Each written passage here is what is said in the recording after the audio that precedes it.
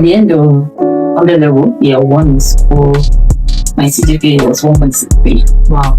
Out of 5. So I remember then that I used to be like the best student in economics. Wow. From SS1 to SS3. In fact, that people expect you because you're brilliant. Because I was usually, I think the worst result I had in secondary school was 8th position.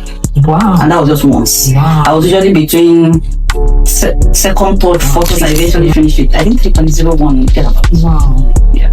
Wow. That's so phenomenal. I would say exam results are not the true, let's say true description or true test of who you are.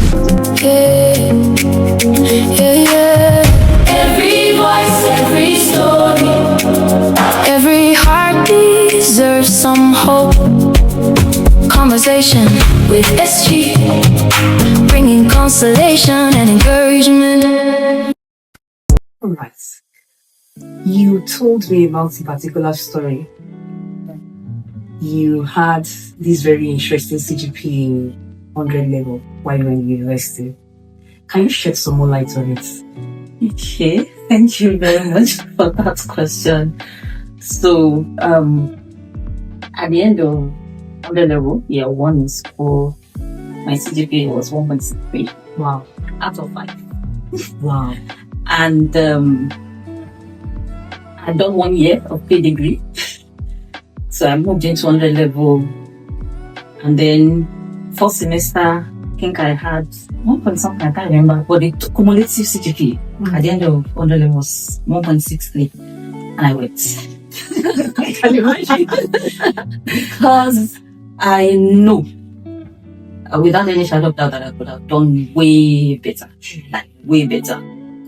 And that came about because, would I say I lost track or I became distracted by a number of things. So I had friends, like a group of friends, I think about 7, 10 about of us, male and female. Wow. We were ushers in church and then some protocol officers. Okay. So usually, about 4 of us did pre-degree together. Okay. So we spent like a year together in school and then now we're on 100 level, different departments.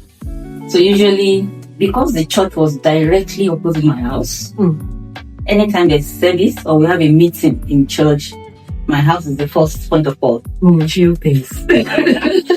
And generally, because I also enjoy cooking, entertaining people, the ones that are around, I go into the kitchen, I cook, serve everybody, they eat, and then they go. We go for service and come back home. Most times before I get home, I am tired. Wow. So I thought I have to do clean up, of course, after cooking for like 4 or 5 people. Yeah. Then by the time I'm done cooking, I'm too tired to study. Wow. Maybe I'll just read for maybe 15, 20 minutes before I doze off to sleep. And at the time, I also used to believe that I couldn't study to understand in total silence, like a library environment. So I didn't used to go to the library. I do most of my studies at home.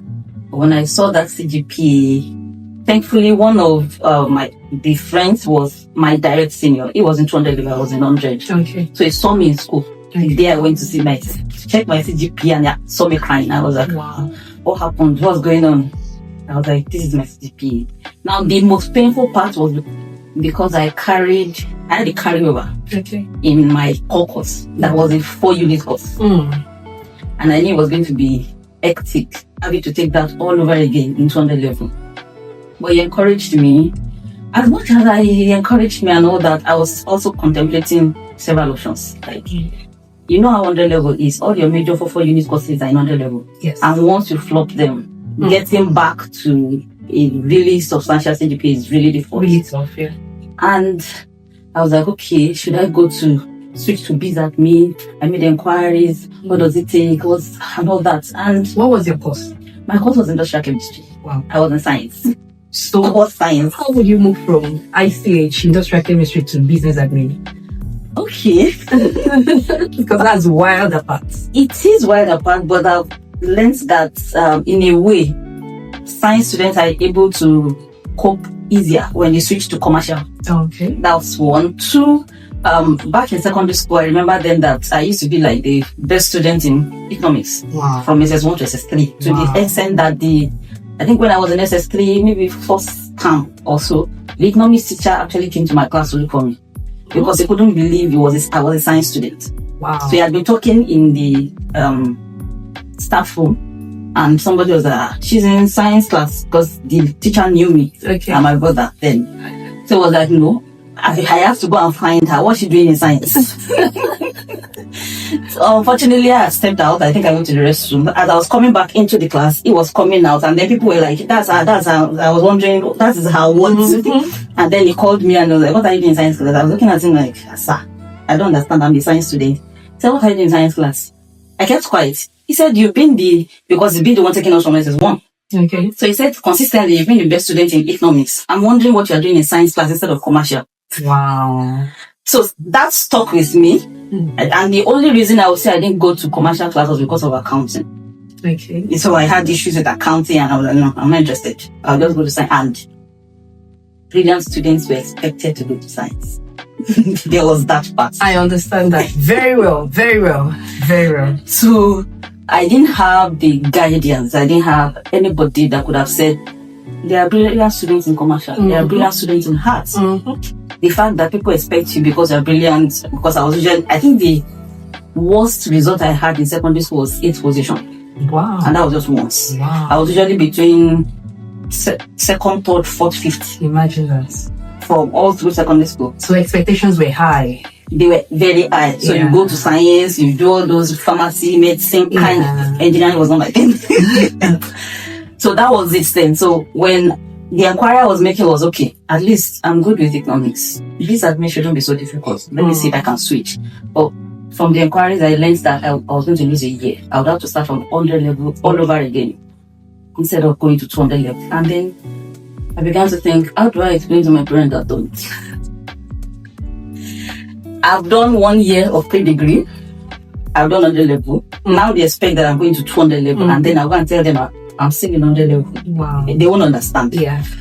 So I told myself, okay, we will stick with it. But then there was a consolation I got from God that when I graduate, I'll go and do MBA. At the time, I didn't know science students could even do MBA. MBA is Masters in Business Administration. Yeah. I kept it at the back of my mind, so I continued with the science. And as God would have it, so God answered my prayers in ways that is only looking back that I got to understand the implication. The church relocated from opposite my house. Wow, glory to God. So the church moved to the permanent side, which was quite a distance from my house. So my friends didn't have any reason to come spend so much time. They still come around once in a while, but not so many people at the same time. And then I made up my mind to fully focus on my academics. No boyfriend, no distractions. God taught me a way to study in the library without feeling too silent. So I had to buy earpiece. Okay. I'm listening to music in low volume while studying. So everywhere doesn't seem too quiet for me.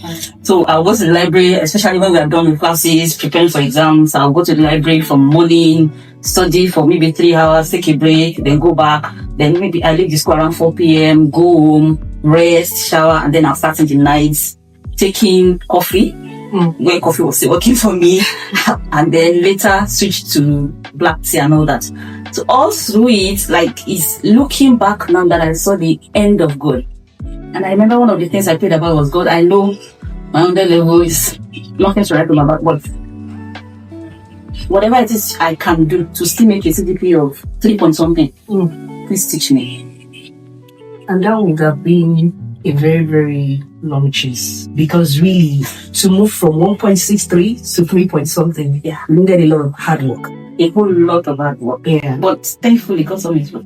Wow. Because I eventually finished it. I think 3.01 get about. Wow. Yeah. Wow. That's so phenomenal. This thing about science students, brilliant students being in science class, it resonates with me completely. I understand it. In fact, in 2015, I wrote a book, What Career is Best for Me? Out of a burden, I saw people struggle in sciences, especially brilliant students, But you just had to meet people's expectations. Yeah. You went to those classes and you realized that there were other things that you could do better. Yeah. And I believe also that there is a place for parents trying to understand what are the giftings of our children. Yes. Many of the people that excel so much in life are people that understand their gifts and build something around it. So you nurture those gifts from when they are young and you try to channel them in that areas. Some people, it's not even the academics that makes them great. Yes. Some people are into sports, they're Crafts. into music, Yes. and they are doing so well. Cooking. Yes. I mean, there's so much people can do today. Yes. But in that time, I understand that pressure of your intelligence, you have to be in the sciences. And that takes me to my next question. What's the role of getting proper knowledge? What's the role of talking to people who are probably ahead of you, who know more than you, as touching, choosing a career, and even, the entire university journey? Yes. So that's a really brilliant question, because I wish I had someone with the knowledge or understanding to put me through. I think I remember the school gave us like 1-page document listing career or courses you could do in the university. Okay. If you go to science and then if you go to arts, commercial. Okay. But after the courses, what next? It didn't really make so much sense to me, because all I had to work with, all the information in my head was, you are brilliant, you go to science. You are average, you can go to arts or commercial. Now, these days, there's so much knowledge available. I think people have information overload. Yes. So I don't think anybody can complain of not having the adequate information. But what I would say is, when you get into university, or even before you get into university, if you can make friends with people that are already in school, people that are ahead of you, if you have them around you, maybe as neighbors or cousins, uncles, like that, ask as much questions as you can. Okay. I didn't have any of such around. My aunties, most of my family members were in the southwest. My family was in the north. And there was no telephone as at that time. Yeah, sure. So there was really no way to call to ask questions. These days, please, especially when it comes to weightage of courses, a 4-unit course demands your life. Sure. Do everything you can, if possible, to score minimum a B in a 4-unit course. And you would have many of them in 100 level. That's correct. So that they can give you a solid foundation. Those my friends that were coming to my house, those that were in 100 level with me, they have 4.0, 4.2. Imagine. In 100 level. Yes. So, in fact, that was the most painful part. Like, these people, they were your distraction. And now, I'm not sure, except they went to check. I didn't tell them that this was what happened. Wow. They just knew that I was down for some time and all that. Because they had enough sense to study hard and make good grades in those heavy weightage courses. Because once your CGPA on the level is solid, by the time you get to 200 level, most of the courses will be 2 units, 3 units. You can't compare that to 4-unit courses, which mostly you're doing. I think the other highest weightage is your project, final year project, which is in some school 4 units, maybe 5 units or so. Yes. So do everything. Look for information online, offline, neighbors, friends. In fact, big brothers of friends. Maybe you have friends in secondary school and they have older brothers that are in the university, all have graduated. Ask questions. And from day one that you start writing exams, start calculating your CGPA. Don't wait till the school paste the results when they done the total. Because I would also add that sometimes lecturers might make mistakes with your results. If you have consciously followed up on your results, it will save you the stress of waiting till final year before you realize maybe one course is missing or one lecturer gave you a score that is not really your own. Because I had an experience like that in 200 level. I took a course, it was a 3-unit course, a chemistry course too. And the test was, I think, 40 marks. The exam was supposed to be 60. Thankfully, the lecturer gave us a multiple choice exam, what we call OBJ. Yeah. And the test, I think I had 20 something. The exam, 30 questions. So whatever you score was supposed to be multiplied by 2. By the time the results came out, I scored 46 out of 100. I was like, no, this is not possible. And one day I went to school. We had not started lectures, but I went towards the what's it called now? This lecturers' blocks. Ordinarily, I try as much as possible to stay to be conspicuous to lecturers. If it's time to sign course forms, I make sure I go with the group. Yeah, especially as a lady.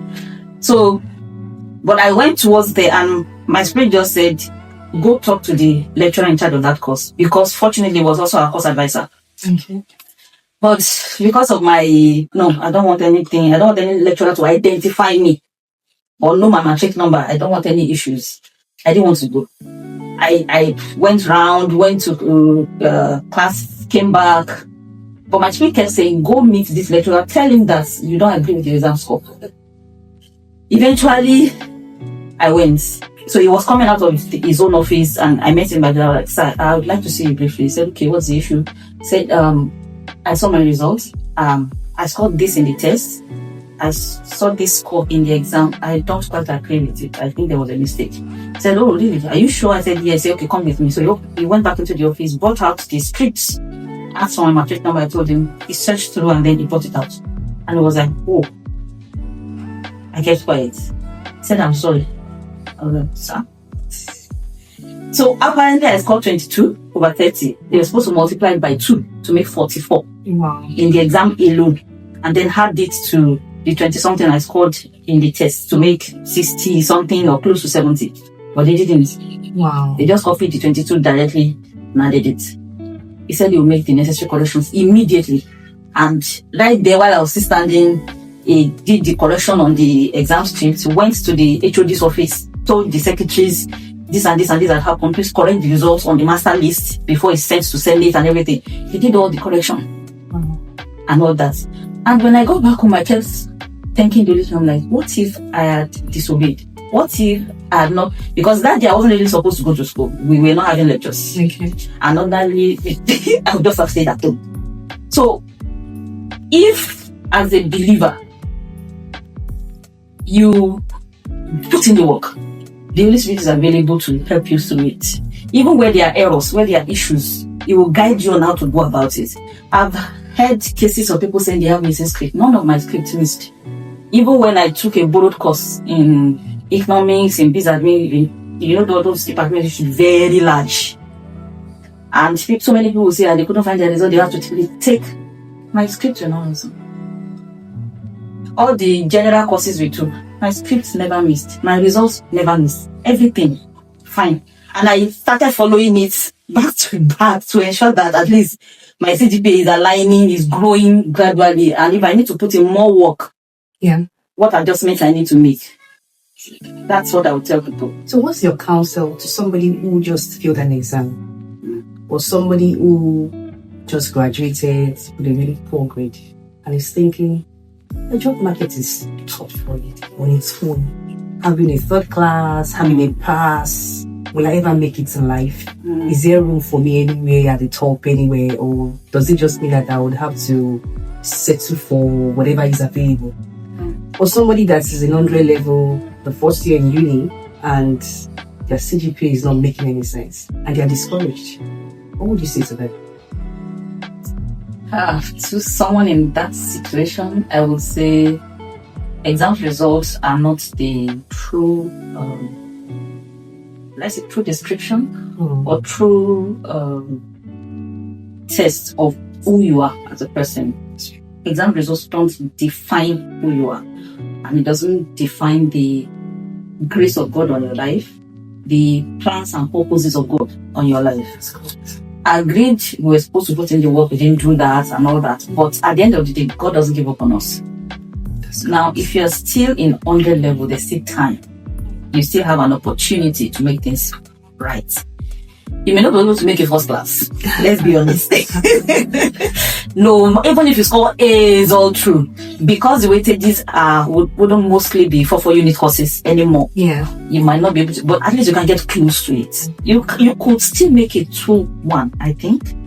A 3.5 from 100 level if you dedicate your time to it and God helps you, you know you have to ask for yourself. Yes. Now, for those that have graduated with seemingly, let's say, poor grades, third class, pass, that's not the end of the world.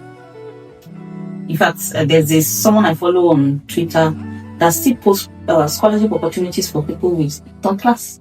Imagine. So you can still get scholarship. But apart from that, this world as we are right now in the age of AI, it's not so much about, except you want to go ahead and further your education, probably you want to get to PhD level. Okay. That's where your CGPA might define you or your opportunities, the kind of opportunities you get. But generally, in the world of work, this day and age, it's not about skills.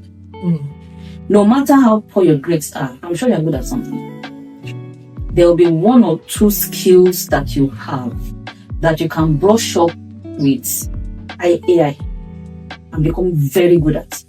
Now, so many organizations are not really asking for you, except you want to work in a bank as a management trainee, if you see you're still within the age range. But other than that, most corporate companies will not ask you for your grade. They just ask, you're a graduate, you have a certificate. That's what they will verify. Okay. Because they do background checks. Okay. Now, what can you do for us? What solutions can you profile? What problems can you solve? That's what they're interested in. When you attend interviews, they won't be asking you, okay, your CGPA, what was it? Not really. I don't think any serious company that is looking for people that will solve their problem will be interested in your CGPA. Because regardless of the CGPA, if you can profile solutions, that's what is important. That's what companies pay for. Solutions. Problem solvers. Because you might even have the good grades and not be able to offer solutions. So many people that have good grades are only theoretically brilliant. They are not practically brilliant. So develop your area of competence. Sometimes you might need to probably do a PGD, postgraduate diploma, or go for your master's if you have the opportunity and the resources for it. You can do that. But when it comes to skill sets, build your skills. It is painful. I acknowledge that, because sometimes you feel disappointed, you feel shame, and then probably you have siblings that did very well. But notwithstanding, God doesn't give up on anybody, no matter the level where you are. That's correct. And God's gifts are without repentance. God cannot say because you have pass, you will now remove all the gifts or the potentials on you. He's not going to do that. That's correct. So look for where God has given you capacity, where you profile solution and build on that. And that's, he said, the gifts of a man makes room for him and brings him before kings and not mere men. Look at former President Buhari's photographer. He's a photographer. You don't need a university degree to be a photographer. That's correct. People that do stylists for all these celebrities, you don't need a university degree to do that. To bake, to cook, to be a chef, to be a fashion designer. Look at the fashion design, the kind of fashion coming out of Nigeria these days.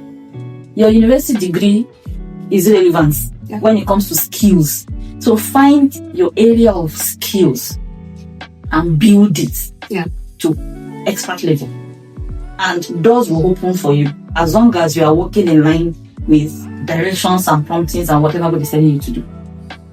And I think I would also add that you should look for relevant skills in today's world. Absolutely. So many of the things that we learned in school are not that relevant.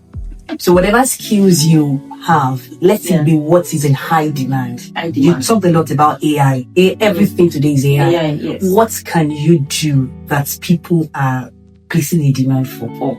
If nobody is asking for that thing, if nobody wants it, then it has to be a skill that people are willing to pay for. Exactly. A solution people are willing to pay for. And the more rare the skills sometimes, the higher they pay, because there are not many people that can afford, that can offer that solution. So just a few of them, and they're like, wow, you can do this, are you sure? Then you get the result. They're willing to pay so much.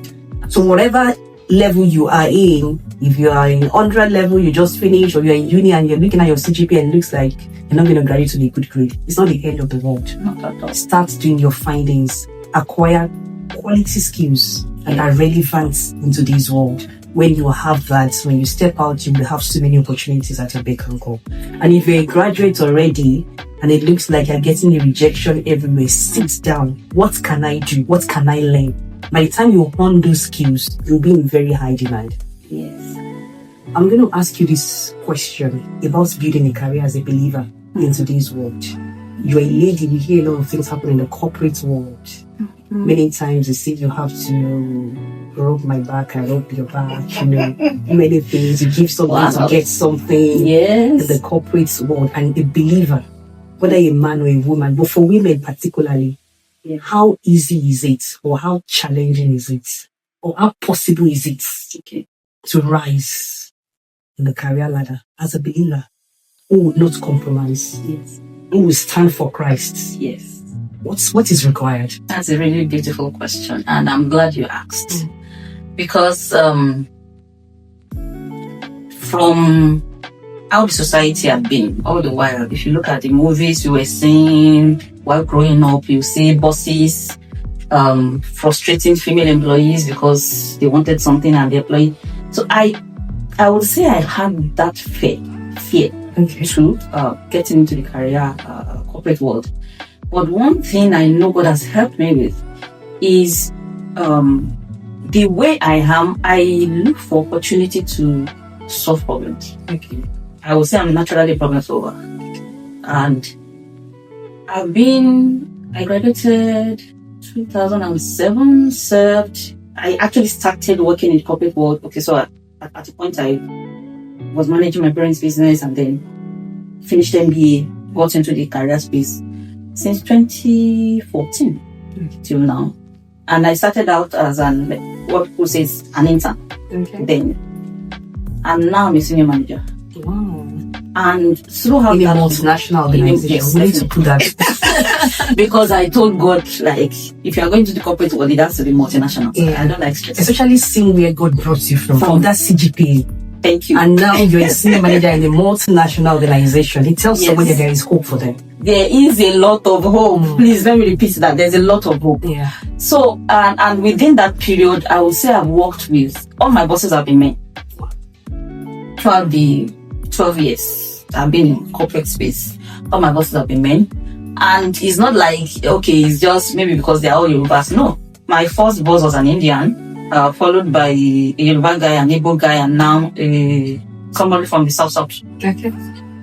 And none of them, I can say this anyway, none of them had ever tried or said anything to make me feel as if, okay, if I don't do this, they won't do that. Why?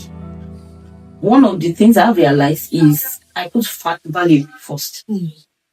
When men see that you can help them do their job well, they would rather have you doing the job instead of trying to tamper with you or put you in a position where you are not fully productive. I would say that we women, it's slightly difficult, more difficult than men, because more often than not, in the first place, they are not even applying for jobs that we could do. Jobs that, on average, if they list a job description and they list all the requirements, if a guy has maybe 50% of requirements, he will apply. A lady generally, she doesn't have like 80-90% of requirements, she won't apply. Self-sabotage. Thank you. It happens to me too. Some people call it these days imposter syndrome. Yeah. Like you feel you're not good enough. Yeah. We are more than good enough. And if we let people see that I have value beyond my physical look, beyond my sexuality, beyond being a female, first and foremost, I'm here to provide solution.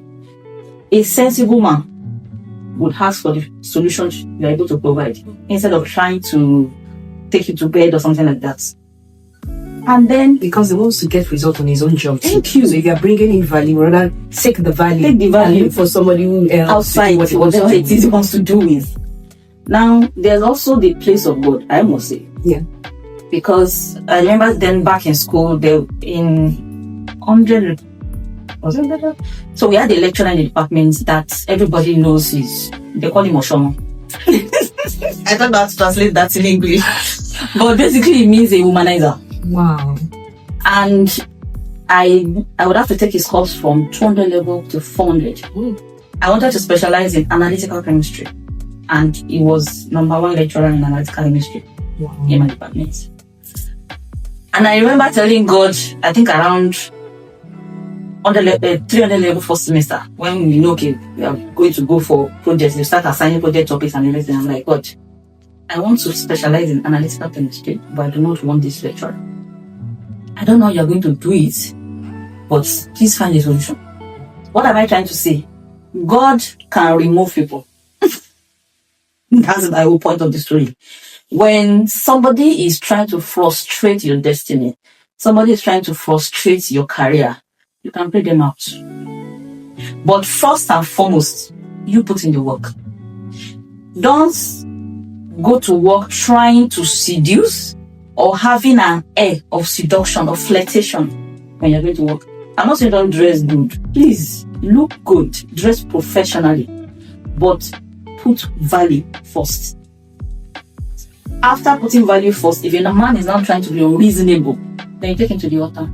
Let God deal with it. Wow. Thank you so very much. It's been a great time talking to you. And I know that there is somebody there who would have gotten a lot of value from this interview. Just looking at where God has brought you from to where you are today, we can only say that to God be the glory. Yes. Yes. You know, the Bible says that the path of the just is as shining light that shines ever brighter. So it's from glory to glory. It's taking you even higher. And we're grateful for how you have shared your story with our audience. And I know that somebody would have a testimony based on this story that you've shared. And if I might add, you might be the first in your family to chart a course, to follow a path. As it is, I am the first person in my father's family to graduate from university. Wow. To have an MBA. Wow. And to work in a corporate world. Wow. That's a So lot. you might be in that situation. Let God use my story to tell you that it's possible. He can take you to the topmost top if you would work with him. And I've come to understand also that when you are like the first, there are challenges you have to tackle because you're breaking open something that nobody has broken before. So probably that's the reason why all of those CGPA things happened. And it was as if you were just going to settle for anything that was available. And by the time I was even going for NYC, that's a separate story on its own. Because left for the devil, I would have missed my sets. And if I missed it, I don't know what would have happened. One of my results from 200 level was not added. So I, maths, a lecturer did nonsense and everything. So I had to rewrite that one. I think that was the only course I know that, okay, I failed it. The lecturer was like that of my chemistry lecturer too. They won't come to class and everything. Engineering mathematics. So I took it again. I passed it. Somehow they didn't send the results to send it for approval. Wow. And I only found out when I went to collect my notification of results to go for NYC. Wow. So a lot happened. So much. So much. We are grateful to God who always causes us to triumph. Yes. We give God all the glory. Hallelujah. Thank you so much. We hope that next time we invite you, you will answer our call again. By God's grace. It's been a pleasure. All right, thank you, everybody. Bye bye for today. Bye.